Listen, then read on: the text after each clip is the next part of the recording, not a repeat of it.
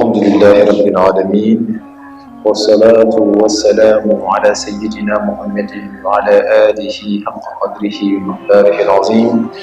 ورضي الله تعالى عن أصحاب رسول الله صلى الله عليه وسلم.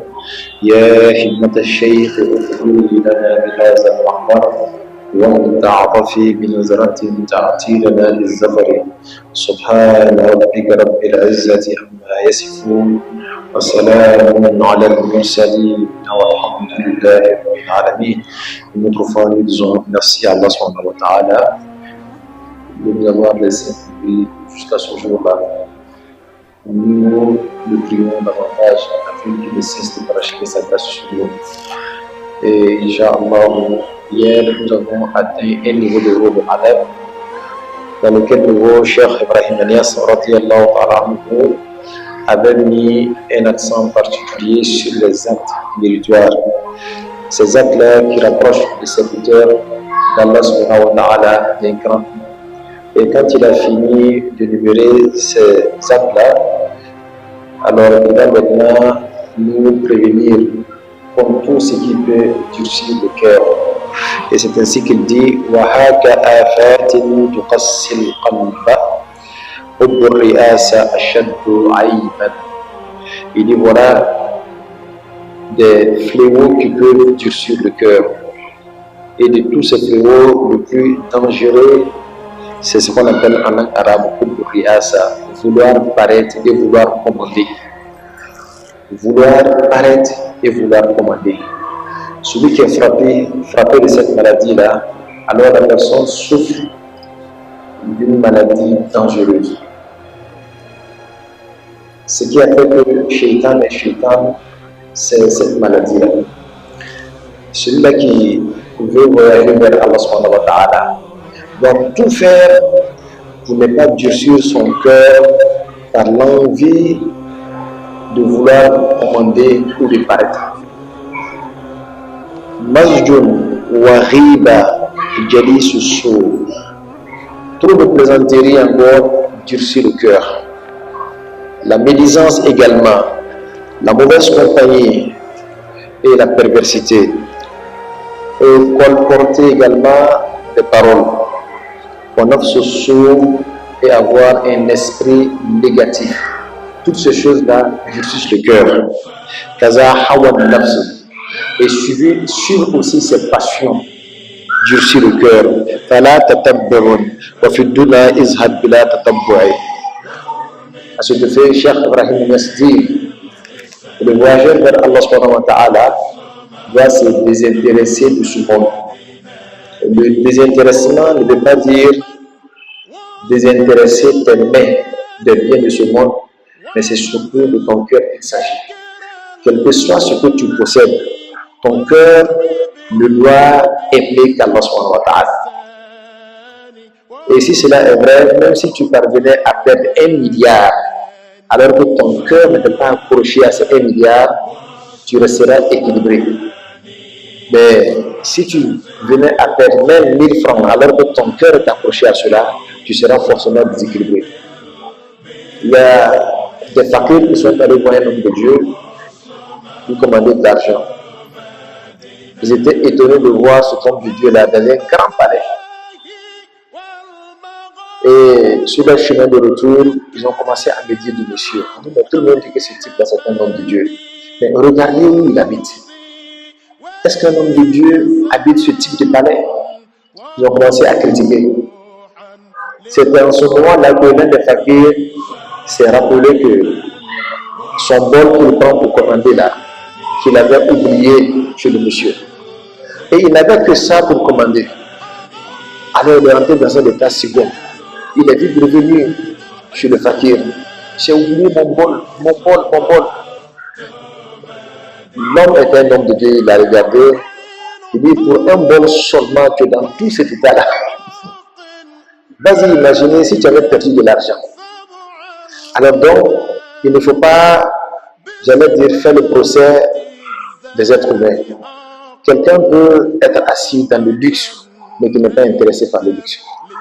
Abdullah ibn Umar, le fils de Sayyidina Omar ibn Khattab, avant d'emprunter la voie de l'ascétisme, il a dit quelque chose de très fort.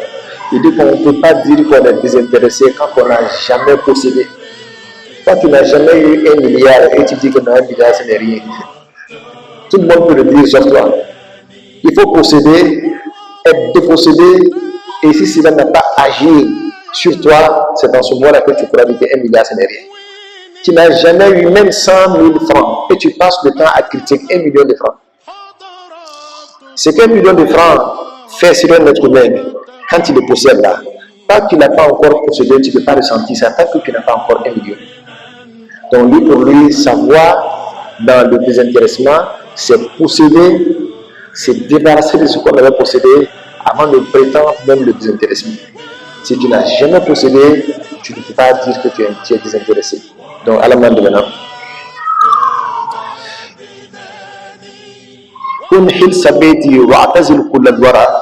Cheikh Ibrahim Niass demande aussi aux voyageurs vers Allah subhanahu wa ta'ala de rester souvent solitaire dans sa maison. Le temps de méditer sur sa propre personne et méditer sur Allah subhanahu wa ta'ala. La méditation à cet effet-là se fait à 2 niveaux. Quand tu médites sur toi-même, toi qui es esclave de Dieu, et l'esclave de Dieu, c'est le lieu de manifestation de toutes les bassesses. Tu vois que automatiquement tu es mis en face de toi-même et tu vas te répugner toi-même. Tu ne veux pas être ce que tu es. Parce que cet esclave-là, il est corrompu, il est rempli de bassesse, il est rempli d'envie, il est rempli de passion. Alors, en face de toutes ces choses-là, lui-même a envie de fuir lui-même. Et il médite sur Dieu et il voit que Dieu est rempli de qualités.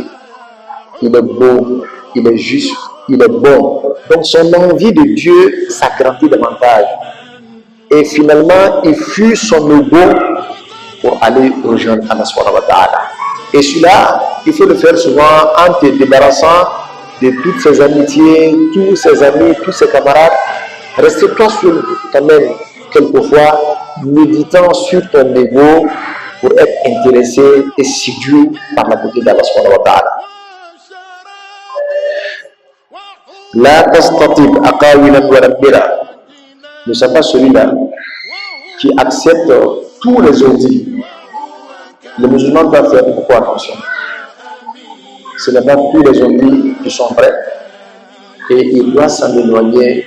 Et il ne doit pas colporter les ondits. Parce que seulement on a dit, et si tu vas déjà parler des ondits, tu as l'impression que c'est des révélations qui sont reçues d'Allah subhanahu wa ta'ala. Alors que seulement quelqu'un a dit qu'il a entendu. C'est le même ami à lui qui l'a dit. Le tribunal doit faire beaucoup attention parce que nous sommes responsables de tout ce qui sort de notre langue. Et on n'en finira pas d'en parler. On dit que lisanuka asaduka illam tahzar minhu akalak. Ta langue est comme ton lion. Si tu n'y prends garde, ce lion-là finira par te manger. Voilà, mira. Le musulman également ne doit pas être celui-là qui passe tout son temps à discuter. C'est-à-dire, lui qui a allé de comment ça m'a d'abord à tirer de l'élène. Avec mon là.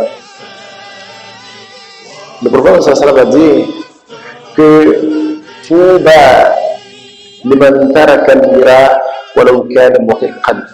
Il dit que le paradis qu'on appelle Touba appartiendra à celui-là qui s'est abstenu de faire des discussions inutiles, même quand il sait qu'il a raison.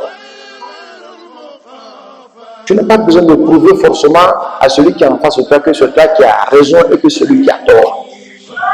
Quand tu as essayé une fois, 2 fois, qui n'a pas compris, alors laisse tomber la discussion inutile.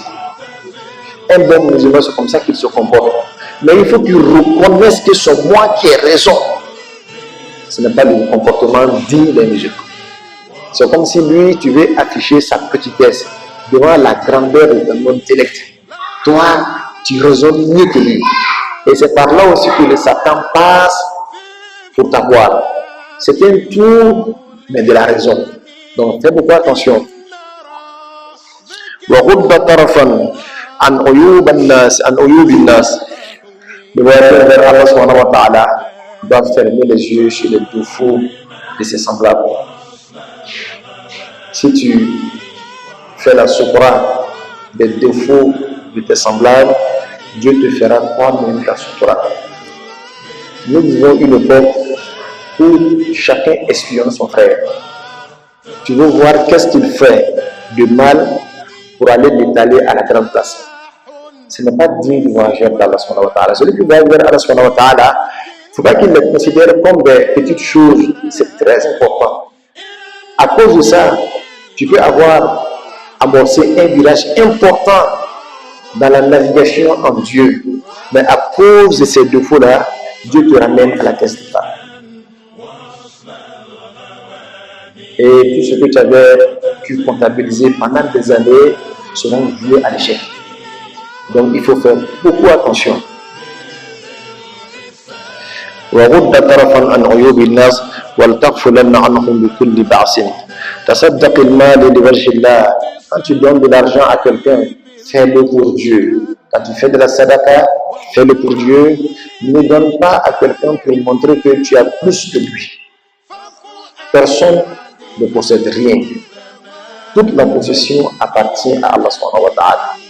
Dieu te confie la gestion de certaines richesses pendant un moment et Dieu peut le retirer et le remettre à une autre personne. Le prophète Mohammed sallallahu alayhi wa sallam, quand il a voulu se marier à Khadija, la mère des croyantes, son oncle Abu Talib a fait un grand sermon ce jour-là. Il a dit, voilà, je vous présente mon neveu Mohammed.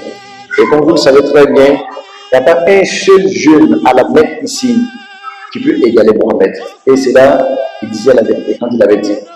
Il dit, mais si Mohammed est pauvre, sachez que la richesse n'est qu'une ombre qui se déplace. Si aujourd'hui, cette ombre te couvre, demain, elle te restera pour aller couvrir une autre personne. Donc la richesse n'est qu'une ombre qui se déplace. Celui qui est riche le matin n'est pas forcément celui qui demeurera riche jusqu'au soir. Celui qui est pauvre le matin, peut-être que demain, c'est lui qui sera riche. De plus en plus, on voit des anciens riches et de plus en plus aussi, on voit des anciens pauvres. Alors donc, on ne désespère pas. Si on n'a pas aujourd'hui, peut-être que demain, sont nous qui allons posséder. Et il y a un ami de Dieu qui avait une femme merveilleuse, une croyante. Ils sont allés voir le prophète de leur époque, lui demandant de leur faire des prières afin qu'ils sortent de la misère. Ce prophète-là a prié à Allah subhanahu wa ta'ala et le hadith lui a dit, ils seront riches quant à la moitié de leur vie, mais l'autre moitié, ils vont le vivre dans la pauvreté. Alors donc ils choisissent eux-mêmes. Ils commencent par la pauvreté ou la richesse.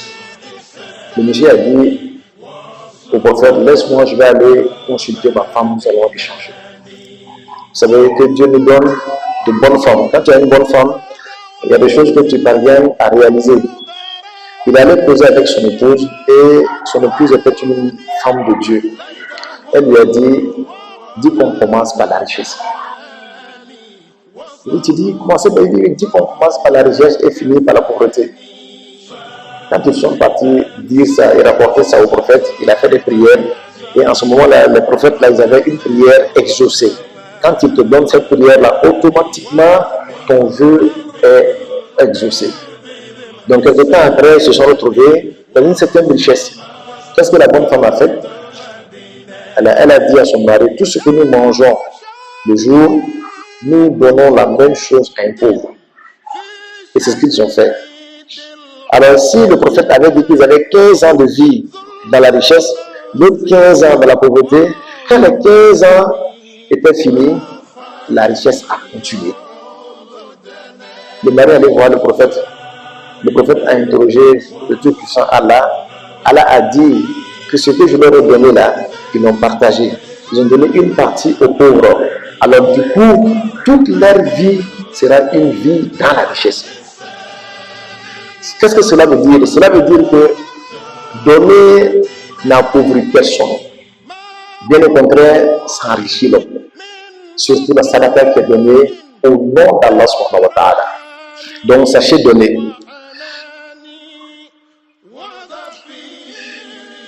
Zur qabra musliman bila tadaib. Aussi, il recommande de rendre visite aux morts. c'est très important. Rendre visite aux morts nous rappelle que nous-mêmes nous allons mourir. Il y a un cimetière au Sénégal. À l'entrée de ce cimetière, on a écrit « Hier, nous étions comme vous ». Et à la sortie du cimetière, on a écrit « Demain, vous serez comme nous ». Hier, nous étions comme vous. Et ça trace même toute l'histoire de la vie. Et quand on est en face de ce genre de propos, qui que tu sois, tu as peur. Et cela peut t'amener à être correct dans ta vie, même en soit peu. Et si tu es un homme de Dieu, à être correct toute ta vie, parce que tu sais que tu côtoies la mort. La vie est très fragile. Alors donc, Daniel se demande de rendre visite aux morts. Mais c'est là aussi qu'il y a une recommandation du prophète Mohammed sallallahu alayhi wa sallam. Il a dit كنت قد نهيتكن عن زيارة القبور فزوروها تذكركم الآخرة. Parlant aux femmes, il dit vous les femmes, je vous avais interdit de rendre visite au cimetière. Je vous donne la permission de rendre visite au cimetière aujourd'hui afin que cela vous rappelle le delà. Alors donc, le prophète Mohammed sallallahu alayhi wa sallam lui-même, quelques jours avant sa mort, est sorti, il allait rendre visite au cimetière de Baqiya. Il était accompagné de son genre Ali ibn Abi Talib et d'un autre neveu qu'on appelle Al-Fadl. Ali tenait sa première main droite et l'autre tenait sa deuxième main droite. Ils l'ont accompagné au cimetière. Quand ils sont arrivés, le prophète Mohammed sallallahu alayhi wa sallam a adressé son salut aux habitants de ce cimetière de Baqiya. Salam alaykum darakum minna insha'Allah lahikum. Il a fait les prières qu'il devait faire. Il les a adressé le salam et il leur a dit bientôt lui-même il va les rejoindre. Et quand il est revenu chez lui, il est venu trouver une foule qui avait envahi sa maison. Il dit mais qu'est-ce qui se passe? Sayyidina Abubakar lui a dit que les gens ont cru que tu es mort ou bien tu es en train de te préparer pour mourir. Donc ils n'ont pas pu supporter, ils sont venus envahir ta maison. Alors le prophète Mohammed sallallahu alayhi wa sallam, il a retiré ses mains de ses deux compagnons. C'est comme si Dieu lui avait donné une nouvelle énergie. Il est allé, il a dit aux gens, Ayyuhannas, il y a un être humain à qui Dieu a proposé la vie terrestre et de vivre à ses côtés. Il a choisi la vie aux côtés d'Allah subhanahu wa ta'ala, parlant de lui-même. Ô homme, sachez que moi, Mohammed sallallahu alayhi wa sallam, je suis en train de m'apprêter à rejoindre le Rafiq al-A'la pour parler d'Allah subhanahu wa ta'ala. Il a dit toutes les personnes qui sont ici présentes, nous avons un droit sur eux tous, sauf Sayyidina Abu Bakr. Lui seul a le droit sur nous. Parce que nous n'avons pas quoi payer Abu Bakr. Et c'est ainsi qu'avant qu'il ait dit cela, on a entendu une voix dans la foule qui a commencé à crier Fadaïdaka bi'abaina wa ummahatina ya Rasulallah. Ô messager d'Allah, nous allons payer le prix de ton sang par le sang de nos pères pour que tu vives. Fadaïdaka bi'anfusina. Nous allons nous sacrifier afin que tu vives. Et le prophète a dit ce qu'il devait dire. Abu Bakr, nous n'avons pas de quoi te payer. Et ainsi, du coup, on a eu comme s'il y avait quelque chose qui s'est produit. Le prophète a changé de face. Quand il dit changer de face, l'expression a changé. Et qu'est-ce qu'il a dit? Il dit Ballighou ikhwani an-salam. Il dit dites à mes frères que je les adresse le salam. Pourtant, personne ne voyait quelqu'un. On ne voyait personne. C'est comme si lui seul le voyait. Les compagnons ont répliqué en disant Al-Islam ikhwan ya Rasulallah, nous ne sommes pas tes frères. Il dit non, non, vous êtes mes compagnons. Mes frères sont ceux-là qui vont croire en moi alors qu'ils n'ont pas encore vu. C'est ceux qui allaient venir après. Parlant de vous, parlant de moi, parlant de toute cette communauté mohammedienne qui n'a pas vu le prophète Mohammed sallallahu alayhi wa sallam, mais qui cependant a eu l'amour du prophète Mohammed sallallahu alayhi wa sallam. Donc c'est ainsi qu'on a compris que l'adresse du salam peut partir d'un vivant jusqu'à atteindre des personnes qui ne sont pas encore nées. Parce que nous ne sommes pas encore nés. Mais le prophète nous a adressé la salam. Et l'adresse du salam aussi est partie d'un vivant jusqu'à atteindre ceux qui sont déjà morts. Voilà pourquoi quand il est allé à Baqiya au cimetière, il les a adressé la salam. Ce sont là quelques notions de la salam, de la paix en islam. Ça ne se limite pas seulement qu'aux vivants, mais ça touche même ceux qui sont morts et ça va de manière transversale jusqu'à ceux qui ne sont pas encore nés. Et c'est ainsi que le prophète Mohammed sallallahu alayhi wa sallam a enseigné sa communauté. زور قبر مسلم بلا تناح لا تحلفن إلا إذا قيدت على المشيئة متى حلفت. Ne jure jamais que tu feras quelque chose sans dire Inch'Allah. Et de temps, moi Traoré, je jure que demain je ferai ceci et cela, et oublier de dire Inch'Allah.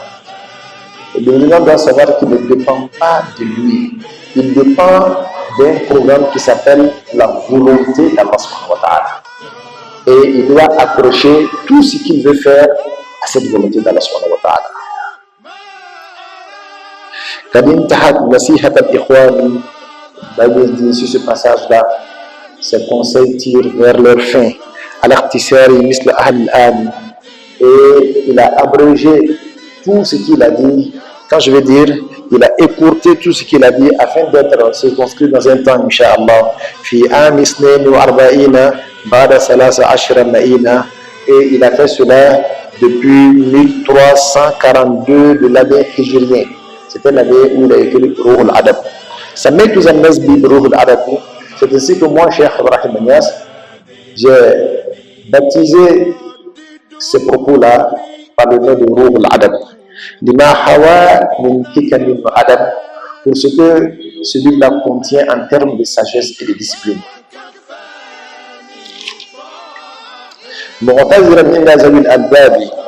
Tout en demandant et présentant mes excuses à l'endroit de ceux-là qui savent mieux que moi, le Ulul Albab. Moi aussi tout en me servant des vers de ce jeune homme très guidé, éclairé. Parlant de ce jeune homme, il a dit son nom. Pendant que je suis en train de faire cela, je n'avais seulement que 21 ans, mon cher Ibrahim Niass.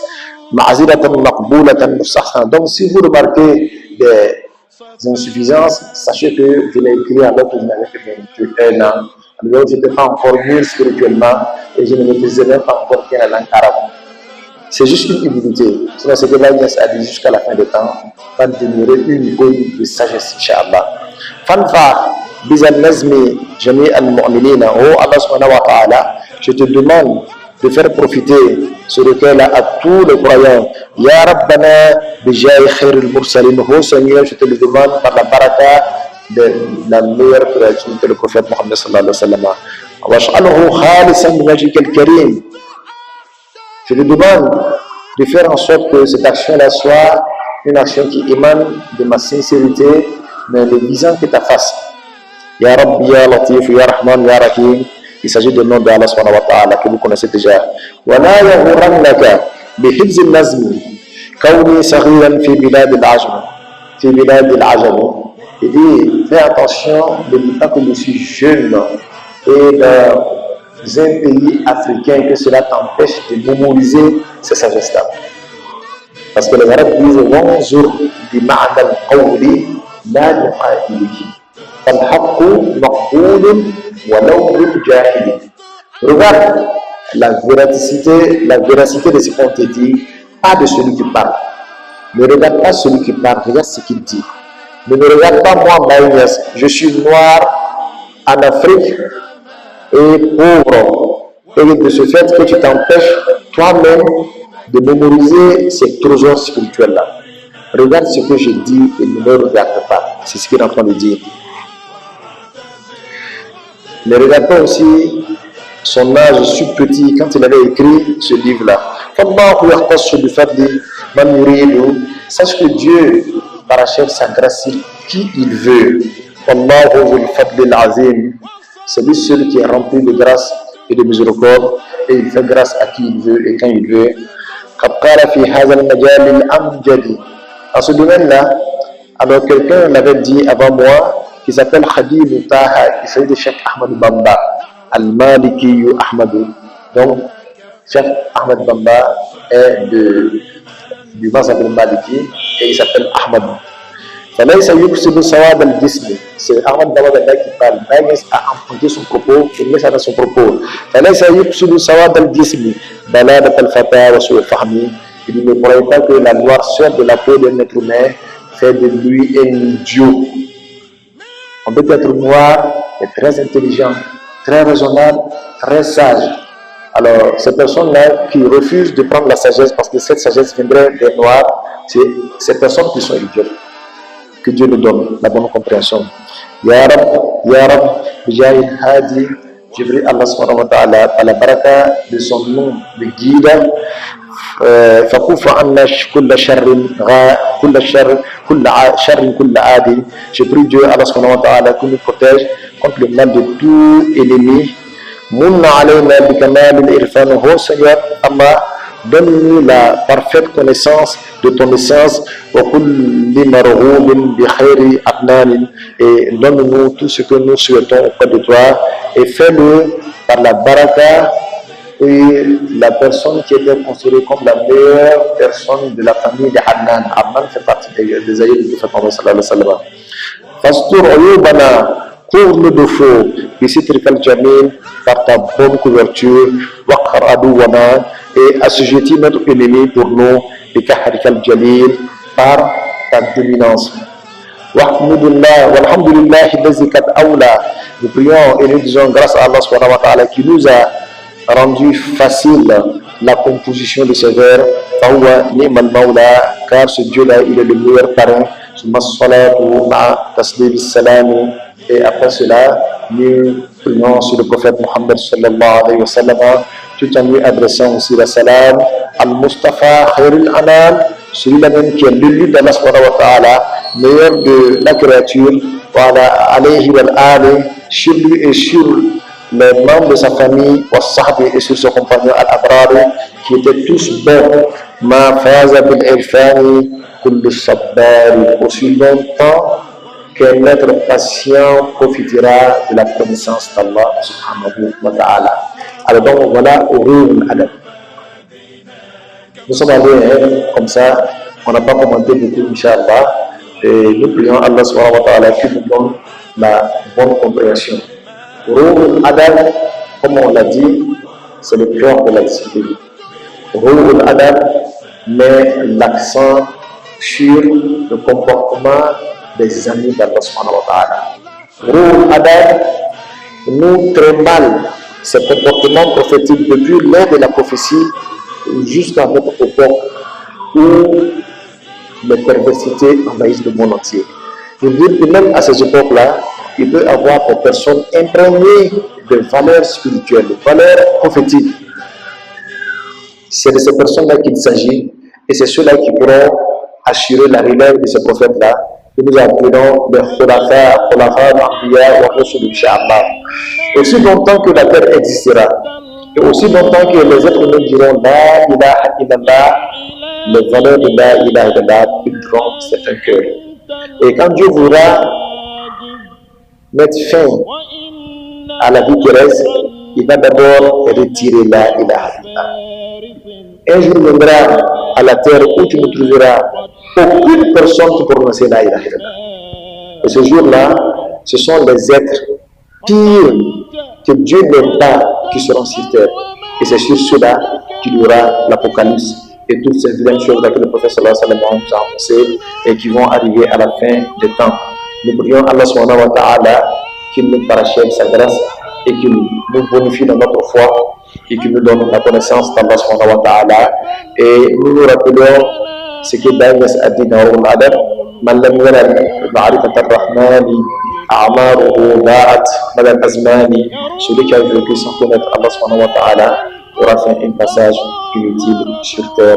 Ruhul Adab à tourner autour de la connaissance de Dieu, autour de la discipline vis-à-vis de la connaissance de Dieu, car notre véritable mission sur terre, c'est comment faire pour connaître Allah subhanahu wa ta'ala. Subhana rabbika rabbil izzati amma yasifun wa salamun ala al-mursalin walhamdulillahi rabbil العالمين. عليك صلاة الله ثم سلامه وآل وأصحاب على الدين بارزوا